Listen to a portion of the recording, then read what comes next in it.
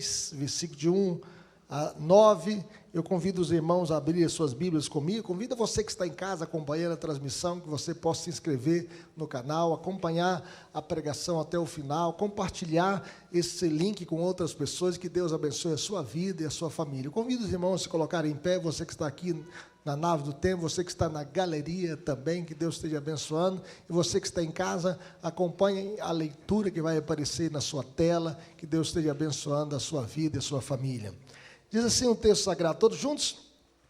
Estes, pois, são os mandamentos, os estatutos e os juízos que mandou o Senhor teu Deus, se te ensinasse para que os cumprisse na terra a que passas a possuir, para que temas ao Senhor teu Deus e guardes todos os seus estatutos e mandamentos que eu te ordeno, tu e teu filho e o filho de teu filho, todos os dias da tua vida, e que teus dias serão prolongados.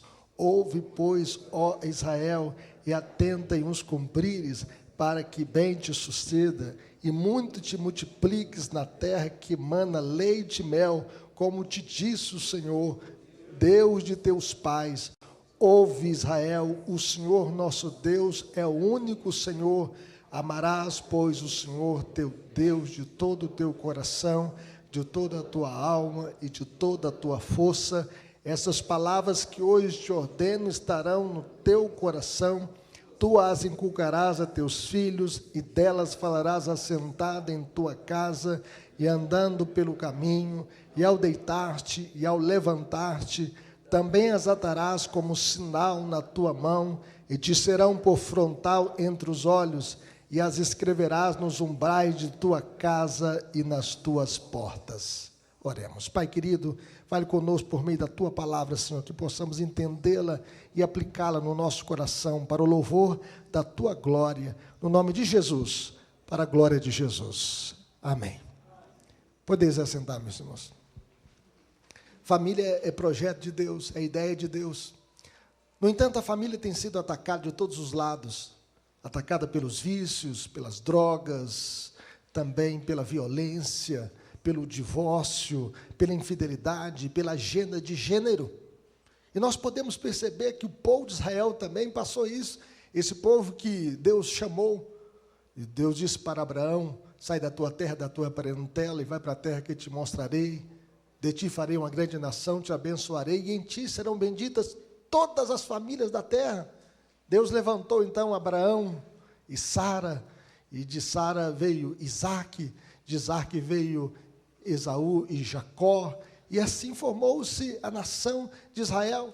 E este povo ficou 430 anos escravo no Egito, mas Deus levantou um libertador, Moisés, para que tirasse esse povo do Egito. Depois de 400 anos ali, receberam toda a cultura, toda a influência pagã, e Deus então deu uma revelação para o seu povo, revelando a Moisés no Monte Sinai a Torá, a lei de Deus, a palavra de Deus.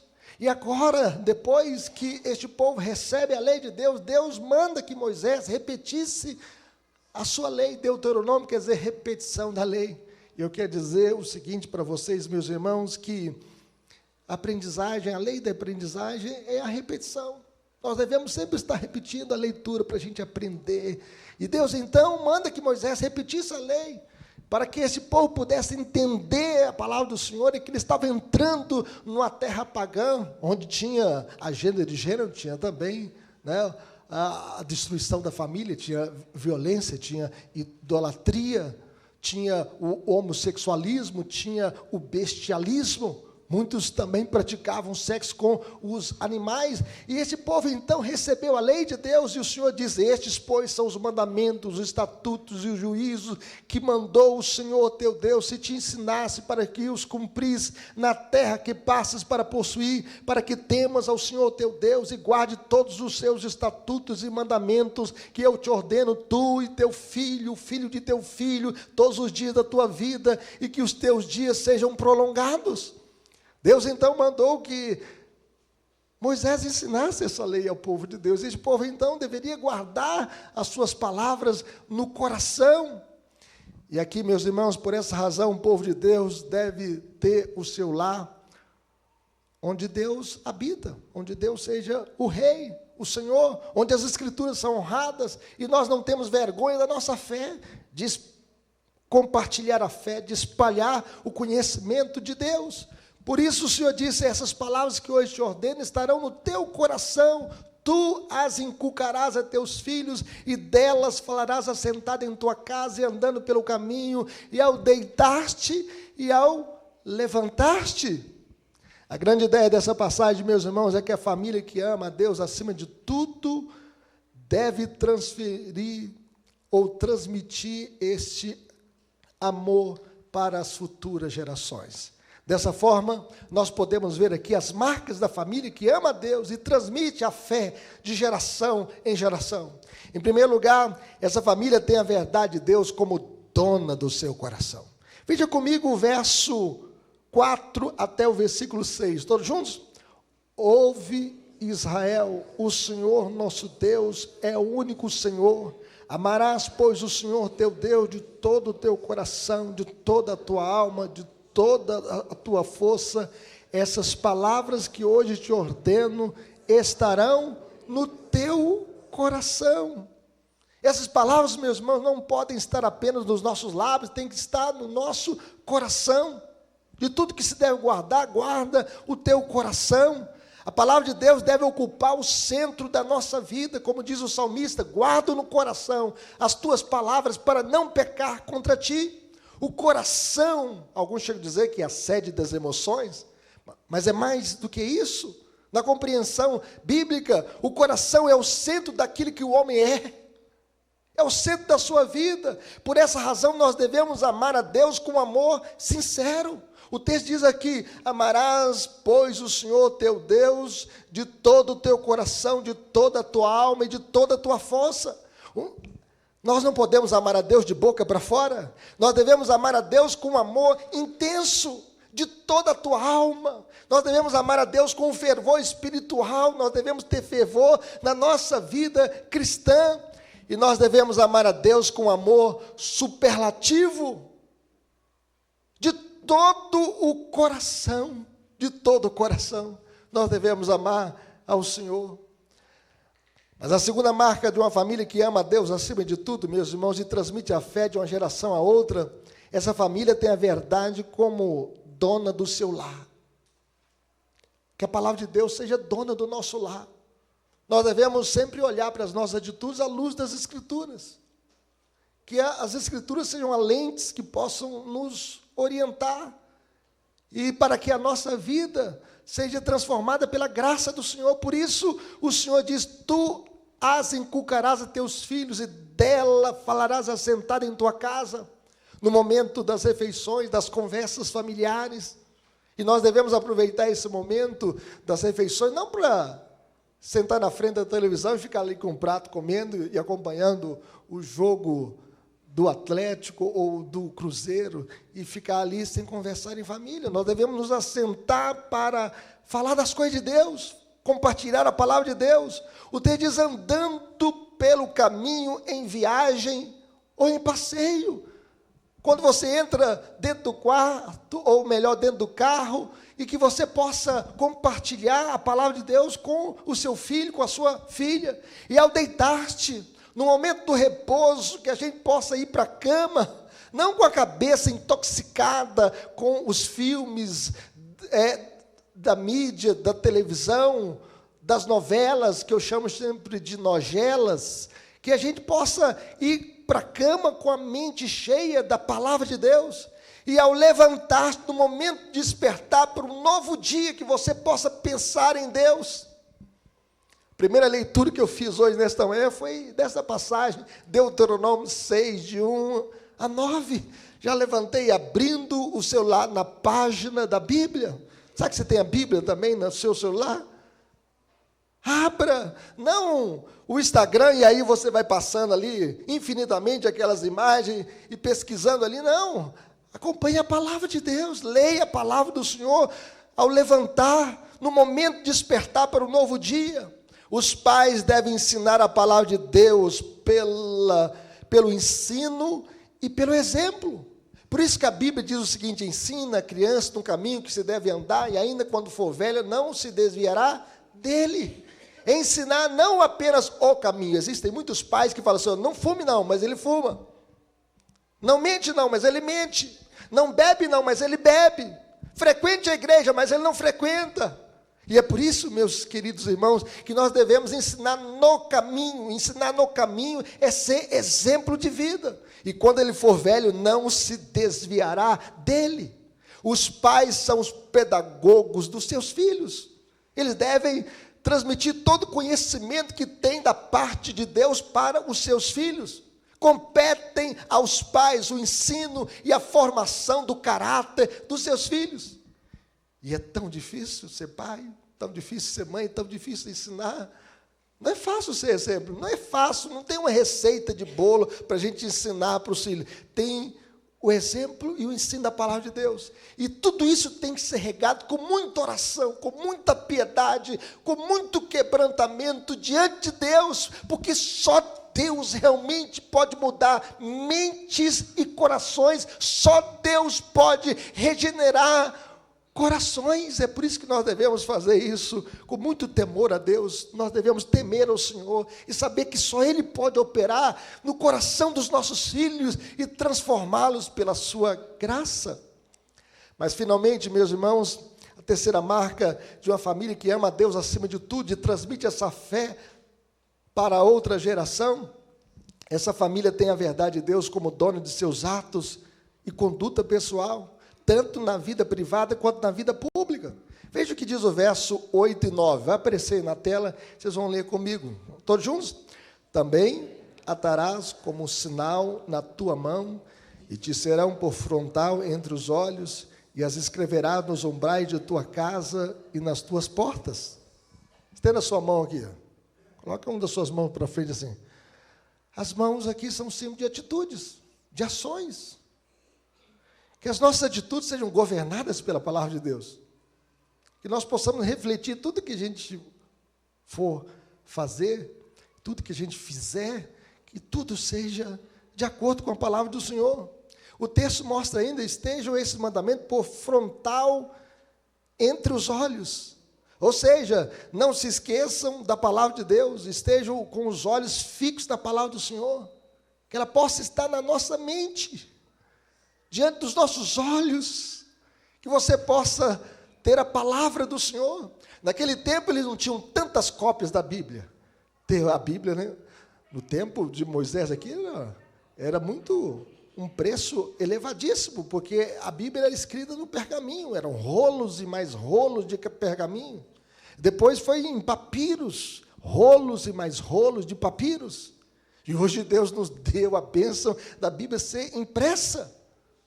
A primeira impressão foi deste livro, a Bíblia, de Gutenberg. Quando ele fez a impressão, ele imprimiu a Bíblia. E hoje nós temos a Sociedade Bíblica do Brasil fazendo cópias e mais cópias da palavra para que as nações, os povos, as famílias, as pessoas possam ter um exemplar da Bíblia na sua própria mão. Mas naquele tempo eles tinham que escrever na palma da mão para não esquecer, porque eles tinham contato na sinagoga, no templo, e porções das Escrituras, eles então tinham que escrever nas portas, nos umbrais, e que eles tivessem então cópias e mais cópias das Escrituras, para que eles não pudessem esquecer da lei de Deus. Além do mais, meus irmãos, assuma um compromisso público com a palavra de Deus, escreva nos umbrais de tua casa e nas tuas portas. Nós devemos então ter a palavra de Deus diante dos nossos olhos. Quem sabe fazendo o outdoor para a gente lembrar das Escrituras. Quem sabe escrevendo na porta do seu quarto ou na porta da sua geladeira, quando você for abrir a porta da geladeira, tem um versículo que possa marcar a sua semana, a sua vida, a sua família. Quem sabe um bloquinho de anotações onde você possa escrever a palavra de Deus. Uma igreja em Governador Valadares, na região de Valadares, a igreja Betel, lá perto ali de Governador Valadares, a igreja completou 100 anos. E então o pastor desafiou a igreja, toda a igreja, a escrever a Bíblia toda, de Gênesis a Apocalipse. E eles foram escrevendo a Bíblia. Aí a irmã ficava com o livro de Gênesis, ela foi escrevendo, e eles foram, então, fazendo essas cópias até completar todo o livro, até chegar em Apocalipse, os 66 livros, para que eles pudessem ter esta bênção de poder lembrar dos copistas que iam escrevendo a Bíblia para que ela pudesse passar de geração após geração, para que eles pudessem entender a palavra do Senhor. E eles então, quando completaram os 100 anos, e eles tiveram o exemplar, a congregação inteira copiou a Bíblia, para que eles pudessem ter esse amor à palavra de Deus. Em outras palavras, meus irmãos, nós devemos passar a tocha da fé para as futuras gerações. Eu gostaria que você abrisse a sua Bíblia no Salmo 78, versículo 3 e 4, e nós estaremos lendo esses dois versículos. Veja a importância da gente conhecer a palavra de Deus e transmitir esse conhecimento para a próxima geração. Veja o que diz o verso 3 e 4. Todos juntos?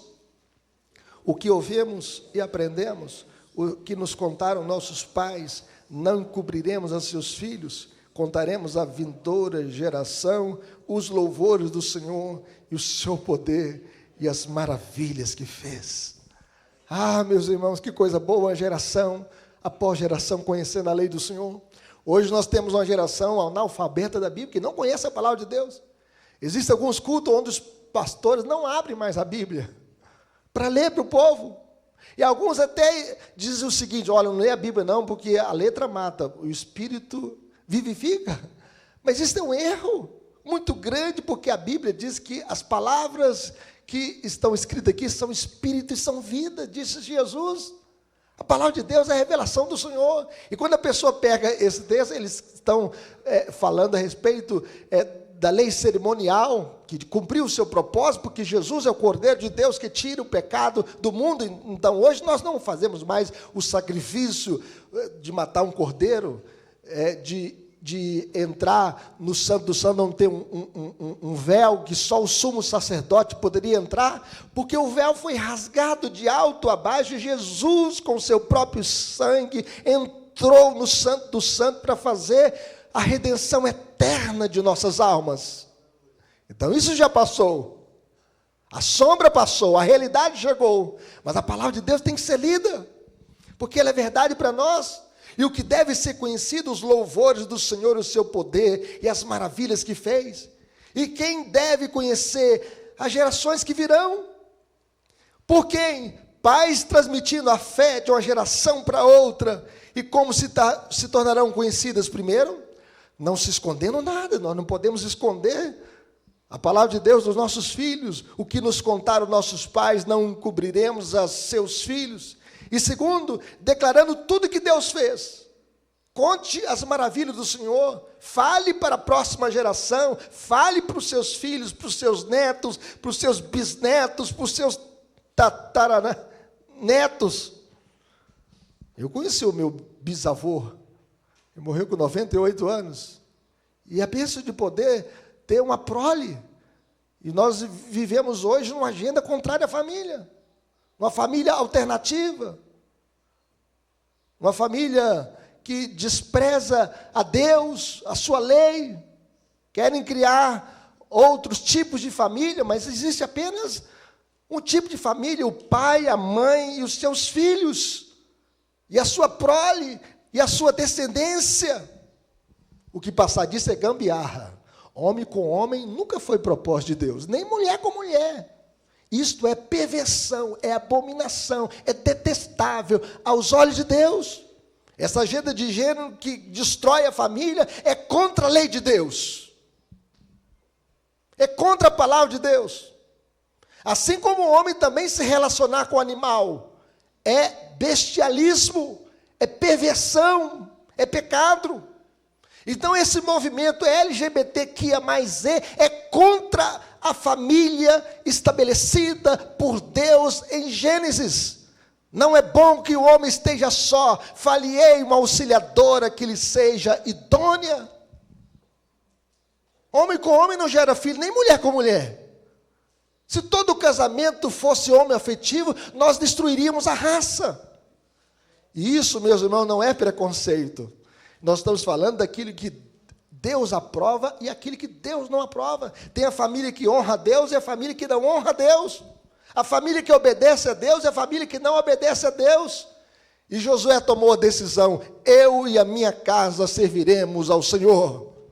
Nós vivemos num mundo pagão, assim como o povo de Israel, que estava entrando naquela terra pagã, naquela terra que cometia todo tipo de coisas contra a lei de Deus. E nós vivemos também numa sociedade que não ama a Deus, numa cultura anticristã, numa cultura anti-Deus, numa cultura que desonra a Deus. Mas nós somos um povo diferente, nós somos o sal da terra. E o que o sal serve? Para conservar, para fazer diferença. Um pouquinho de sal, ele tempera o arroz, o feijão, tempera a carne. Um pouquinho de sal faz diferença. O crente fiel também faz diferença neste mundo caído, neste mundo que se levanta contra Deus. E nós temos esse mandato social do casamento, da família que deve honrar a Deus. A família é a célula mata da sociedade. Se a gente destruir a sociedade, a gente destrói o Estado, a gente destrói os valores, a gente destrói a sociedade. É por isso que nós devemos investir na família, porque família é projeto de Deus. É projeto de Deus. E o que Satanás quer? Quer destruir a família, quer destruir os seus filhos. Como é que ele faz isso? Com as drogas, com a violência, com a maldade, com o desprezo a Deus, porque as pessoas que não temem a Deus estão vivendo como se fossem animais. Querem ver? Vê o clássico, quando joga Atlético e Cruzeiro, se não tem violência, se não tem briga. Por quê? São pessoas que não temem a Deus, eles viram como se fossem animais. Olha para o seu adversário como se fosse um inimigo que tem que ser assassinado. E com qualquer coisa, com um pedaço de pau, com um pedaço de ferro, com um chucho, com um punhal, com uma faca, com a pedrada. Mas aquele que teme a Deus, ele foge do mal. Ele pensa assim: não, o meu semelhante, ele tem que ser amado, tem que ser protegido, porque Deus diz: não matarás. A mulher tem que ser honrada, eu não posso estuprá-la, ela tem que ser guardada, protegida. Mas na sociedade nós assistimos todos os dias nos noticiários o estupro, a violência, o assassinato, a bestialidade, a corrupção, a maldade. E quem vai fazer diferença neste mundo caído? A igreja de Deus, o povo de Deus, na escola, na empresa, na política e em todas as áreas da vida. Aplicações para a nossa vida, meus irmãos: como viveremos? Sendo a geração fiel à palavra de Deus. Levante a sua Bíblia bem alta assim. E que você pode dizer: eu quero ser uma geração fiel à palavra de Deus. As igrejas na Europa que abandonaram a Bíblia, meus irmãos, hoje deixaram de ser igreja.